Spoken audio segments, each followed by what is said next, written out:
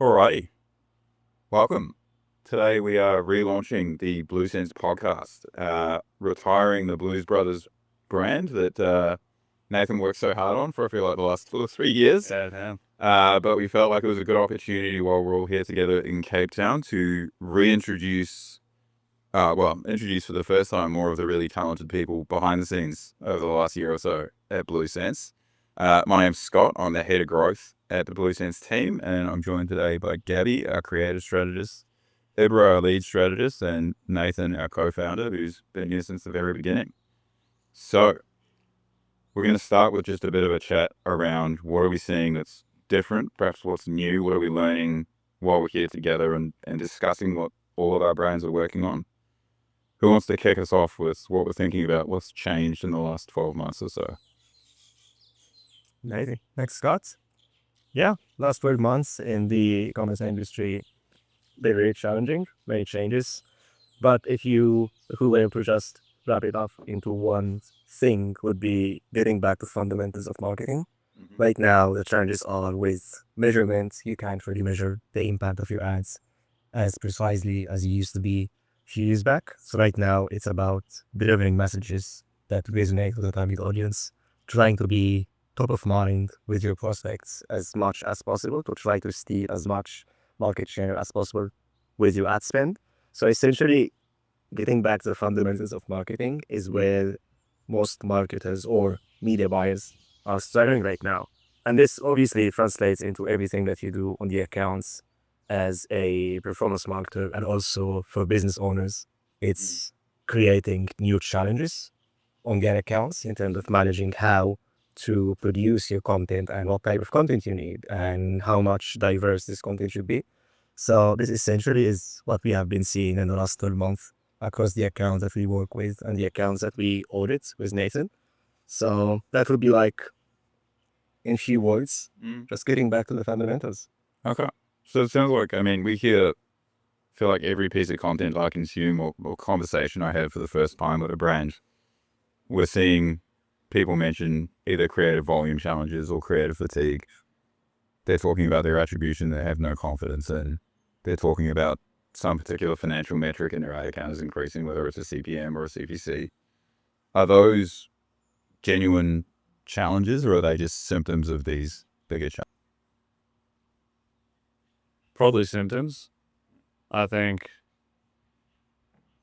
that we're in like a little micro recession. So general sentiment is worse than it has been. Sure. I don't think it's an excuse to bad performance. Yeah. But then I think that those that don't have strong fundamentals across all the core pillars of performance marketing end up feeling the squeeze. It's almost that saying, which is that recessions are great if you're a great business because everyone goes under and it consolidates to the top. Yeah. And I think a lot of people are feeling that now. And ad accounts that we used to run 2 years ago that were just cranking month on month with no creative, with no fundamentals, just increasing spend and hoping for the best. Those kind of brands now feel it because once you get to scale and you're doing 10 million a year in revenue and it's built on just someone cranking up meta budgets because you were in a community that said you should just spend a lot of money. Now your MER starts to fall off. Like we do these audits every single week. And then the business is just in mayhem because they don't have a good retention system in place. So they don't have good cohort lift after they're acquiring customers. They were just arbitrarily throwing creative into the account with no real thought behind it and just hoping for the best. They started discounting quite hard because they realized they could cause revenue spikes, but now their entire customer base is trained into discounting, and so their margin has squeezed down from 70% to 40%. So all these things are just compounding together. Sure. And so within that sort of no creative and a model where let's just keep increasing the ad budget, I feel like there are misnomers that I've experienced in the wider digital industry, not necessarily just media buying. If you're an SEO agency, you talk to everyone about how they're just wasting money on brand spend, and we still see that to pretty crazy degrees on our side. When it comes to looking at how you scale creative, though, there's a very real labor cost and production cost with that I feel like often isn't realized or discussed alongside this ad account that maybe has gone 2x or even 10x in the last couple of years. How do you see that wastage? Or is there an area there where perhaps the efficiency needs to be rethought when it comes to production? Yeah, I think that's a great question, and it kind of opens up two schools of thought. The one for me that I think one of the best investments, just on that first bit that you touched on there, is if you are a brand and you are not prioritizing and taking your creative development seriously, you're shooting yourself in the foot, because we're at a point where getting really specific on your audience segments on Meta, Google, etc., that cannot outperform bad creative strategy. And I say this a lot with brands. I think one of the best investments you can make is in hiring something like a content creator, an agency, or just making sure you've got a brand like BlueSense that takes your creative learnings really seriously and invests a lot of time and effort into that. But I think from that, one thing we've seen is brands are wasting a lot of money on high fidelity production content only, and they kind of get stuck in the loop there where they're focusing on making sure all of their shots are perfect. They're spending thousands on high shoots, and then they're getting one or two winning assets from that. And there's a lot of waste there. So I think that's probably where we're seeing majority of that wasted spend. And I believe a lot of this comes from the fact that brands feel like they want to keep a certain aesthetic or stay on brand, which I respect. I think that's important. But there needs to be some room for flexibility to try out new creatives, because the reality is social media platforms are changing every single day. They're changing every month, and those trends evolve. And as a brand, you need to be flexible to evolve with that. And if you're stuck in a pattern of just focusing on really high production content, not only are you not evolving with those trends, but you're also spending a lot of money on it. And that can be a big budget eater for a lot of the clients we see coming in. For sure. So I think, really what we try and provide as a business for our clients and the brands that we partner with is trying to tie the idea together of the finance, the strategy, the creative strategy within that. If we start looking at sort of where do those schools of thought align, perhaps where do they differ? Nathan, we'll start with you on the financial side. Where are we seeing, I guess, the biggest operational advantages at the moment that brands are underutilizing? Well, you can break it down into two different buckets, which is operating expenses and then probably unit economics on gross margin. Gross margin's easy, which is like what I said before. Anyone that's been put into discounting pressure over the course of the last 6 to 12 months is scrambling to try to maintain margin, but they need to discount to create volume peaks. And so those that are doing the best are those that just don't discount hard. If you look at our top 5 clients, none of them discount really any time of the year except Black Friday and end of financial year. And the discounting is SKU by SKU based on pretty much grade C inventory. You look at any big fashion brand that we work with, normally they're just discounting products that they need to get rid of. They're not discounting bestsellers ever. So that's a really strong operational advantage that they have. It's tough to give that advice when you're a $4 million brand and you're trying to achieve scale. And the only way that you know to do that is through discounting, but they have the advantage. On operating expenses, and this more so is in that $5 to $15 million revenue range, is keeping operating expenses lean so you can increase allocation towards marketing. Or it allows you to technically increase allocation towards discounting, because you can erode your margin a little bit and you can actually go towards a little bit more discounting because you're keeping OPEX lean. The biggest mistake we see is that people just load up operating expenses. And I think I've said this before, which is the reality is most business owners that are probably like sub $20 million in revenue are not efficient allocators of capital within a business. And so you often end up misallocating to either poor hires, unnecessary hires, or just bloated operating expenses, when a better investment probably is really poor allocation into marketing. Even though it's poorly allocated, it's probably going to drive negative profit contribution. At least you're driving product out into the market, which has some kind of value in the future. But just driving arbitrary highs that actually aren't substantiating values is questionable. So, is there anything to add there, Ibra? Yeah, I think other than what you just mentioned, there is this item that I like to call hidden asset, which is just simply the relationship that a business owner has with other business owners. Essentially, if I have a brand and I am serving this specific target audience and Gaby has a different brand that sells completely different product but serves the same target audience, we could leverage each other in a way that we collaborate on limited edition products that we launch together. And this should generate a revenue peak for me and for her as two separate brands, and so on. So essentially, business owners should start to think about outside of the P&L, so outside of my COGS percentage, outside of my cost of delivery, what other assets do I have currently that are not visible on the P&L that I can still leverage to generate revenue peaks without discounting, without chasing, endless promotions every month just to try to generate revenue to cover my expenses. This could be an interesting way also to penetrate different markets and to approach audiences from different angles. As Gaby was mentioning right now, like we need to try to work on different angles in terms of approaching our target audience. So yeah, I would say hidden assets on the win in 2025. Sure. And Gaby, so we're talking about this, whether it's an erosion of margin or just a margin pressure in a business at the moment. Where does the creative strategy need to evolve in the business that's going to actually support that efficiency? Is it as simple as just looking at a reduction in the sort of production level that they're putting into their content, or is it how do we work in that actual creative process and feedback loop to help achieve that? I think that's the $1 million question. And unfortunately, there isn't really a simple answer to it.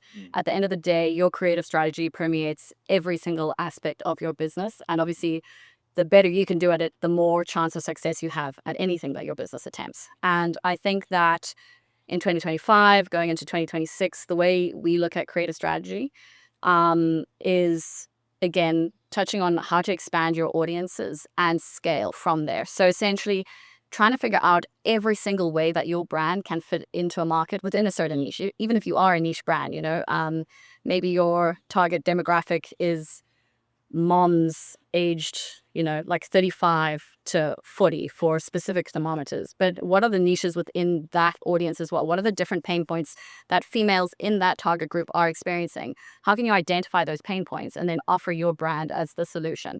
And I think when you start to break that down, you realize that your brand is not nearly as niched as you thought it was. There are actually so many people out there and so many different ways that you can scale.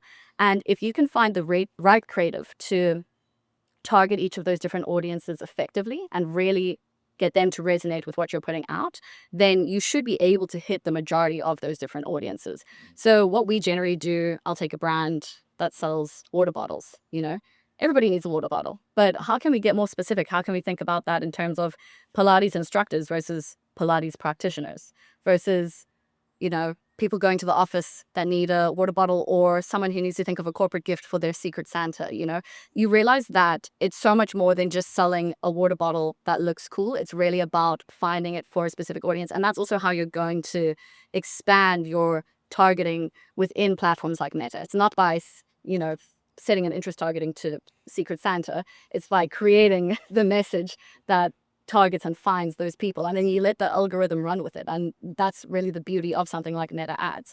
But I think from an OpEx level, so to try and answer your question a little bit better, I think something I try to highlight with a lot of my brands is when you are consolidating and looking at things like your OpEx and how to cut down, it's about deciding which of those costs are the best ticket items, which are the things that are going to get you the furthest. So something like content creation, although it's going to increase things like your OpEx and it'll cost you in your P&L, it's absolutely worth it if you can get it right. Because if you can't get it right, it doesn't matter what you try.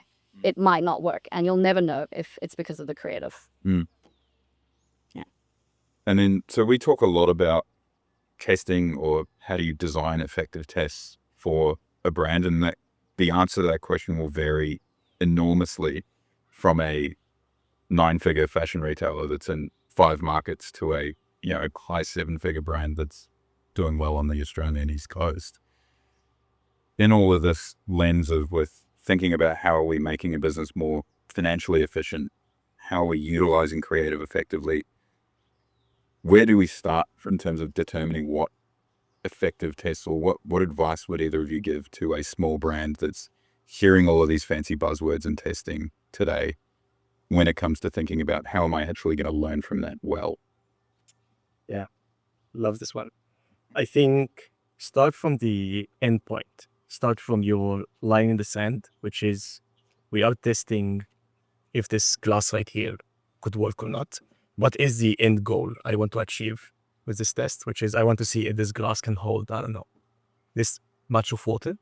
And then you start working your way backwards in terms of what do you need to run this test. So I need to go start filling the glass with water, and then I need to move it from here to here, right? And then these are the steps to do your test. Once you are at the end of the period of testing, you measure yourself against your line in the sand.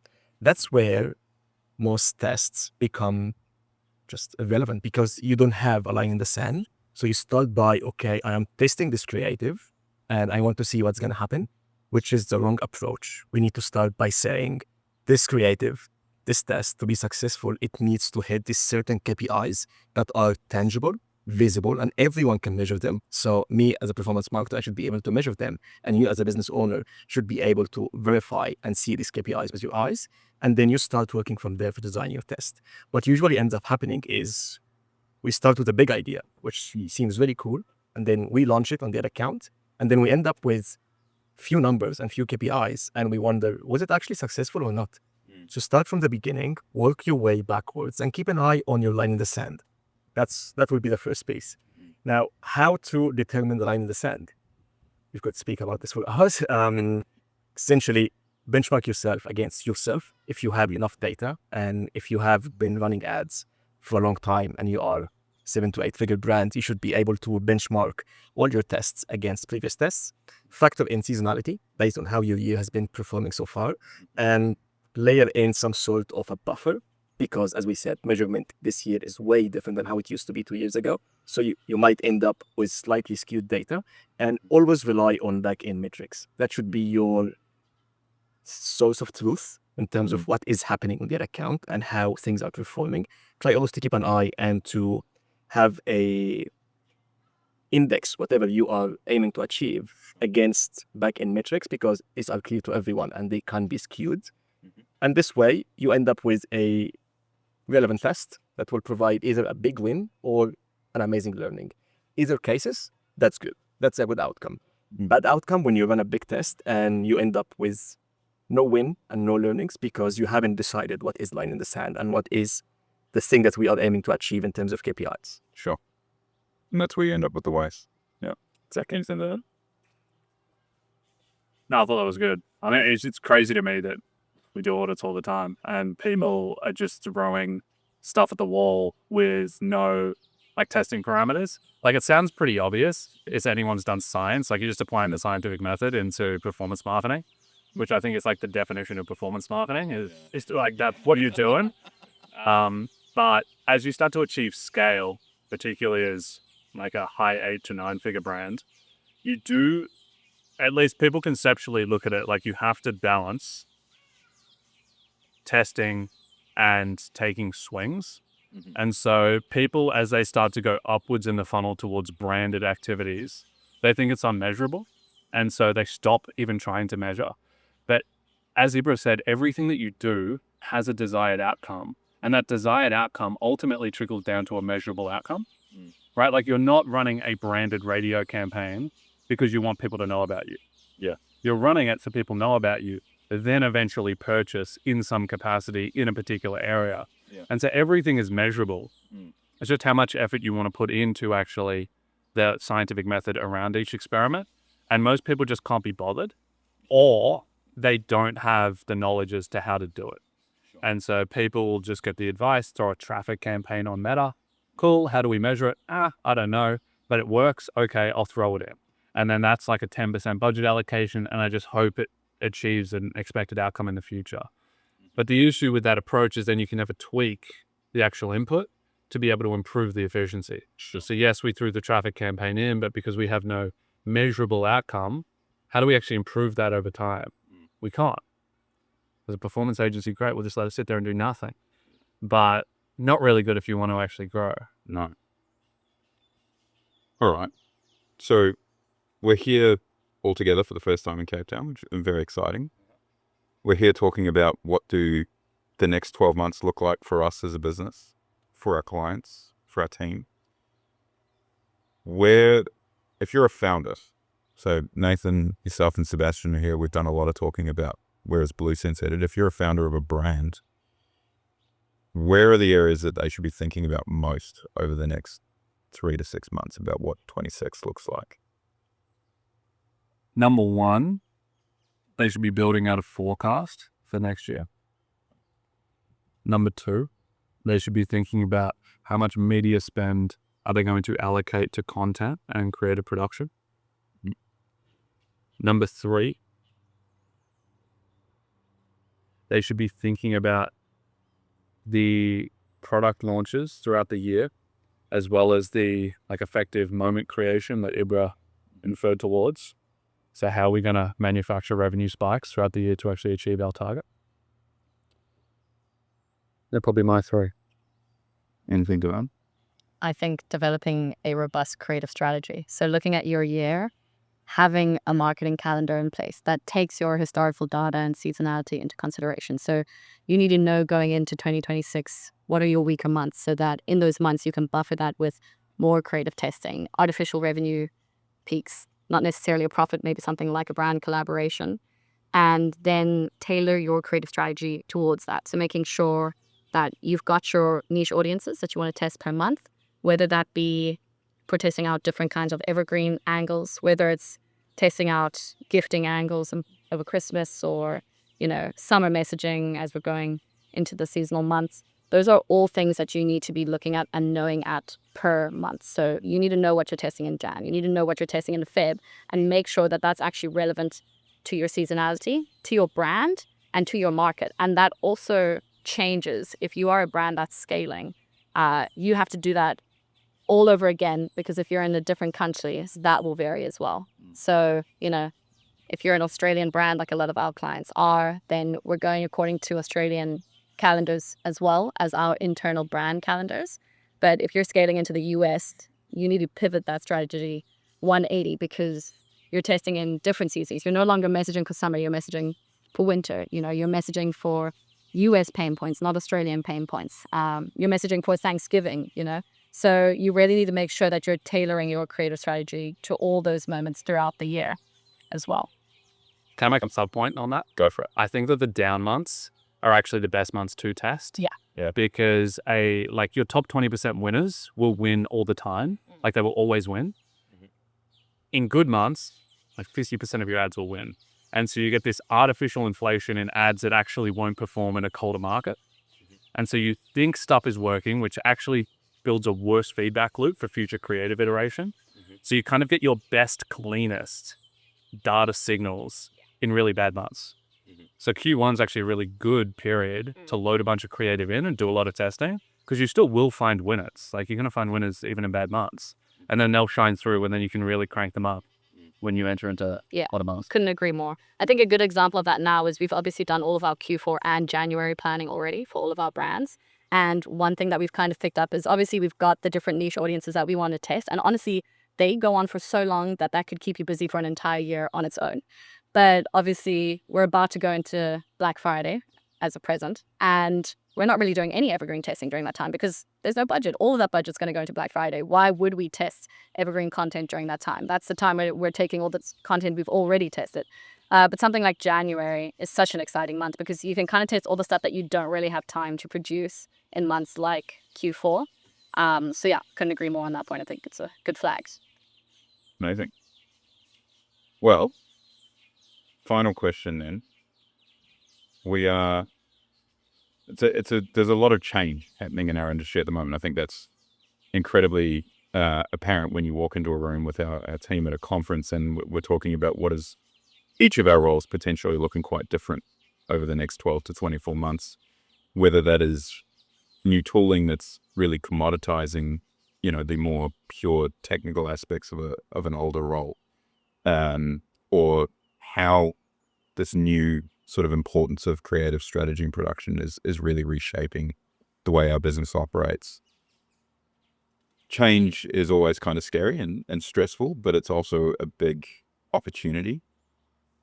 Question for each of you, what are you most excited about in that change over the next year? Ibra, should I go?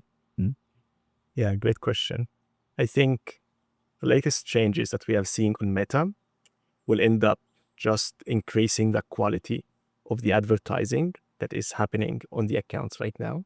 Because the reason why Meta is changing so much the ad delivery right now is because with AI coming into play, the creative production became so easy and so accessible to so many brands, which increased the number of creatives that are essentially looking all the same, that are going onto the ad accounts. And if no changes were done by Meta, this will just end up increasing CPMs for everyone on the platform. Right now, Meta is shifting towards a different delivery system, which will be giving an advantage to diverse creative content on the account, as Gaby was mentioning before. This will mean that we will be starting to see better performance marketing in terms of understanding pain points, in terms of grouping messaging, in terms of like doing audience research. These are things that when we audit accounts, these are things that just most of the time don't exist. Everything is in the same place. Everything just seems to be, there's no thought process behind it. And this used to work. Right now, as we move on in 2026, I believe that this will not work anymore. And this will mean that for us as performance marketers, you'll be able to do a better job. But also for the end user who's just on his phone using Meta, will end up with a better experience. That's where Meta is changing right now. Actually, I quoted right now, I think I quoted someone that I read on LinkedIn the other week. Can't remember the name, so sorry for that. If I didn't mention you, can't remember the name, unfortunately. But I think it was really a good point. Like the reason why this shift is happening right now is because the ads inventory was increasing so much on the platform that Meta had two choices: either increase CPMs for everyone, which has been really bad to business, or change delivery system so everyone needs to adapt and do a better job in terms of introducing content on the accounts.